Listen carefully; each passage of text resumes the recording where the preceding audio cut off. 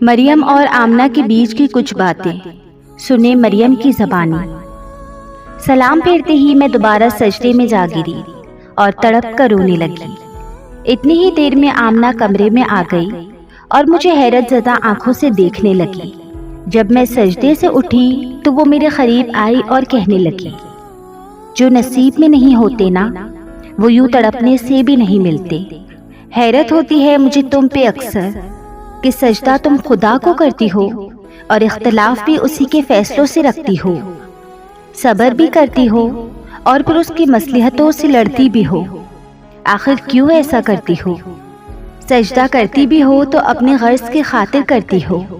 میں اس بات پر مسکرائی اور اس کا ہاتھ تھام کر بس اتنا کہا کہ خدا کے فیصلوں پہ لاکھ دفعہ آمین کہتی ہوں، اور دعا تو شان ہے اس کی۔ میں دعا کر کے اس کے فیصلوں سے اختلاف نہیں جتاتی، بلکہ اس کو بتاتی ہوں کہ مجھے اس کے معجزوں پر بھی یقین ہے۔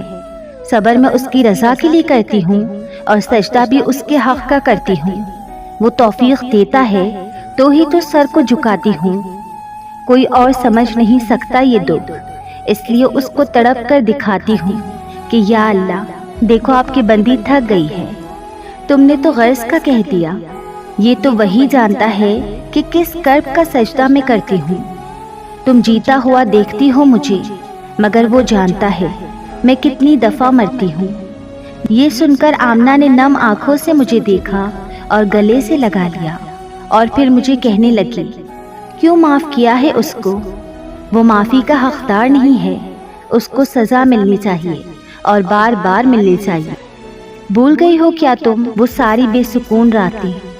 آمنہ نے میری جانب تجسس سے دیکھتے ہوئے یہ سوال کیا۔ اس کے لہجے میں عجب سا گلا تھا، اور ہو بھی کیوں نہ، اس کو مجھ سے محبت جو بہت ہے۔ اس نے بغیر سانس لیے ڈھیروں سوالوں کا انبار میرے سامنے لگا دیا۔ ان گنت سوال تھے اور سب کا جواب صبر تھا۔ میں اس کی جانب مڑی اور اس کو بتایا کہ محبت بے غرض ہوتی ہے، اتنی بے غرض کہ خوشیاں تو دو لوگوں میں بانٹ دیتی ہے، مگر جب دکھ کی باری آتی ہے تو یہ ضد لگا لیتی ہے اور ڈٹ کر کہتی ہے کہ ان سسکیوں پر، ان آہوں پر بس میرا حق ہے۔ اگر میں اسے معاف نہیں کروں گی تو خدا بھی اسے معاف نہیں کرے گا، اور پھر روز محشر وہ اس کا گریبان پکڑ کر جب میرے روبرو لائے گا تو میں ایک دفعہ پھر سے ان تمام ذروں میں بکھر جاؤں گی جنہیں سمیٹ کر آج یہاں پہنچی ہوں۔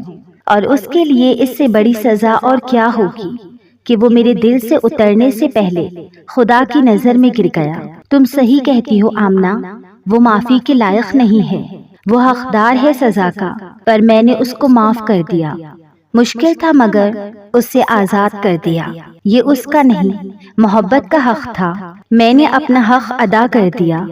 اب وہ جانے اور خدا جانے، اس کو اب کبھی وہ محبت میسر نہ ہو پائے گی جو خدا سے وابستہ تھی۔ بس یہی سزا ہے اس کی۔ اللہ تک پہنچنے کے لیے محبت اتنی ضروری کیوں ہوتی ہے آمنہ؟ میں نے الجھے لہجے میں آمنہ سے یہ سوال کیا۔ کیوں ان کی طلب اللہ ہمیں لگا دیتا ہے جو ہمارے نصیب میں نہیں ہوتی؟ یہ کہہ کر میں نے ایک لمبی آہ بھری۔ آمنہ اپنا دوپٹہ صحیح کرتے کرتے مسکرانے لگی اور میری جانب دیکھ کر بولی، یہ تو اس کی تقسیم ہے پیاری کہ کسی کو وہ عطا کر کے اپنی جانب لاتا ہے اور کسی سے اس کی من پسند چیز چھین کر۔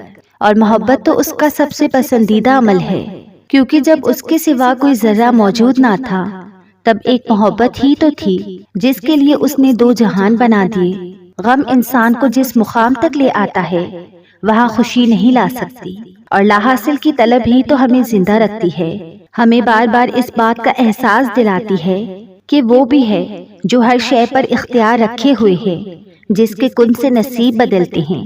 محبت جب اوجھل ہوتی ہے نا آنکھ سے، تبھی تو رب دکھائی دیتا ہے۔ آغاز پہلے مختلف ہو مگر اختتام تو بس خدا ہے، تو پھر سزا کیوں سمجھتی ہو اسے؟ یہ تو عطا ہے، جو اس کو پسند آ جائے بس اسے محبت سے نواز دیتا ہے، اور یوں وہ ہمیں زندہ رکھتا ہے اور ہم سے گفتگو کے بہانے تلاش کرتا رہتا ہے، ہمارا دن رات انتظار کرتا رہتا ہے، یوں ہی وہ صبر کا سلسلہ بحال رکھتا ہے۔ یہی محبت ہے اس کی کہ وہ روٹھ کر بھی روٹھا ہوا نہیں لگتا ہے۔ توکل علی اللہ۔ ایسا خوبصورت تعلق جو مومن کا اپنے رب کے ساتھ ہے، جس کی بنا پر وہ ہر مصیبت، غم، پریشانی میں اپنے رب سے خیر کی امید نہیں چھوڑتا، جس کی بدولت اس کی پریشانی اپنی اصلی شکل سے بہت چھوٹی اور تھوڑی رہ جاتی ہے۔ اور کیوں نہ ہو، کوئی ذات اتنی با اختیار اور پاورفل ہو سکتی ہے جتنا رب العزت ہے، تو وہ ذات بار بار قرآن کریم میں یہ یقین دلا رہی ہے کہ اللہ کے سوا نہ کوئی تمہارا دوست ہے اور نہ کوئی مددگار۔ ایسا دوست اور ایسا مددگار جو ہر وقت، ہر لمحہ، چاہے حالات کیسے بھی ہوں، ہر جگہ تمہارے ساتھ ہے، اور وہ کبھی ساتھ نہیں چھوڑتا۔ نیک تو نیک، اگر انسان گنہگار ہو پھر بھی مدد کے لیے تیار ہے۔ وہ ایسا دوست ہے، چاہے کتنی بھی غلطیاں کر لو دھتکارتا نہیں، صرف 2 ندامت کے آنسو بہا لو تو وہ سب معاف کر دیتا ہے، ماضی کے تانے بھی نہیں دیتا، نہ اپنے بندوں کو رسوا کرتا ہے اور ان کو اپنی رحمت کے دامن میں سمیٹ لیتا ہے۔ تو شرط یہ ہے کہ بندے تو اپنے رب پر ایسا لگام رکھ اور یقین کے ساتھ اس پر ڈٹ جا، میرے رب کی مثل کوئی ہے ہی نہیں، اور ایسی ہی ذات قابل بھروسہ ہے جو ہر لمحہ ہر ایک کی فریاد سن بھی رہا ہے اور ہر ایک کو دیکھ بھی رہا ہے۔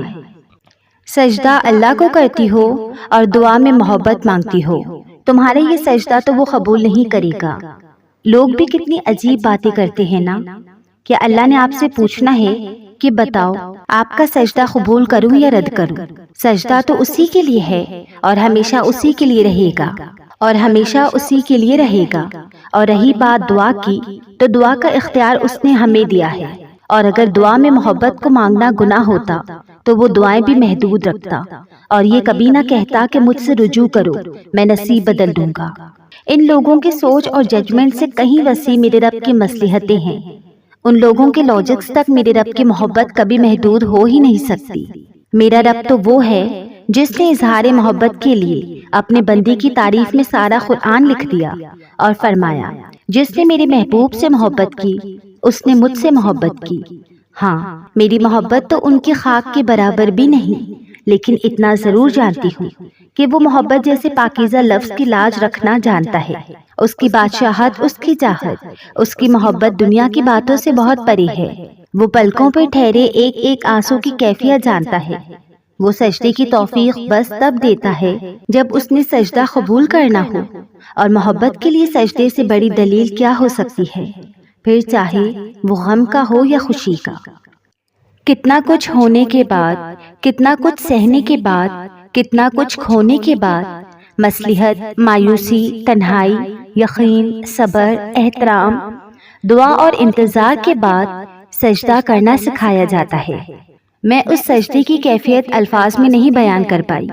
جب انسان آخرکار اللہ کے روبرو کھڑا ہوتا ہے، وہ سجدہ اتنا تکلیف دہ ہوتا ہے کہ دل چاہ رہا ہوتا ہے کہ ابھی یہ سر سجدے میں گرے اور روح پرواز کر جائے۔ اور اس وقت کا منظر الفاظ میں کیسے بیان ہو سکتا ہے جو اللہ سے ملاقات کی جاتی ہے۔ ندامت سے بری آنکھیں اور شرم سے بھرا دل اس کے سامنے کھول کر رکھ دیا جاتا ہے۔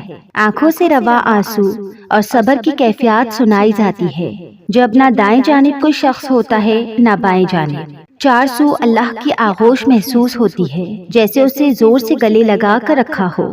جب الفاظ کی لمبی فہرست بھی ختم ہو جاتی ہے اور خاموشی سے روح لرز اٹھتی ہے، جب دعا کے لیے ہاتھ اٹھانے کی بھی ہمت نہیں رہتی، بس پھر اس آخری مرحلے پہ پہنچ کر رب مل جاتا ہے، تب دل کہتا ہے، یا اللہ، میں بڑے حادثوں سے گزر کر آیا ہوں یہاں، میں نے صبر میں کمی نہیں کی، تو اب مجھے بھی صلے میں کمی نہیں چاہیے، اب مجھے بھی صلے میں تو چاہیے، صرف تو۔